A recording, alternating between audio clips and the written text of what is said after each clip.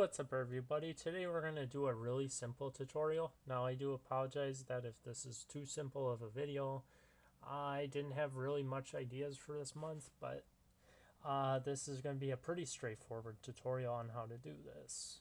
So basically I'm going to show you is how to show this PC, how to make this icon show on the desktop.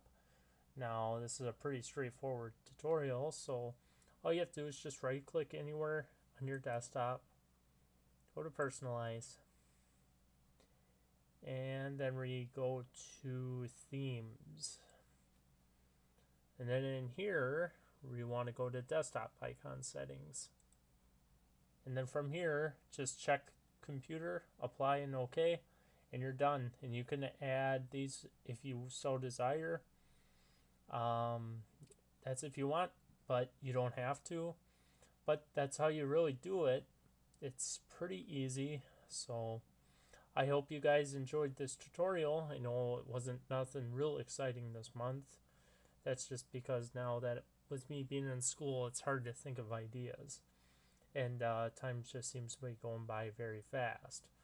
So anyway, I hope you guys enjoyed this, and hopefully this helped you, and we'll talk with all of you in April. Bye for now.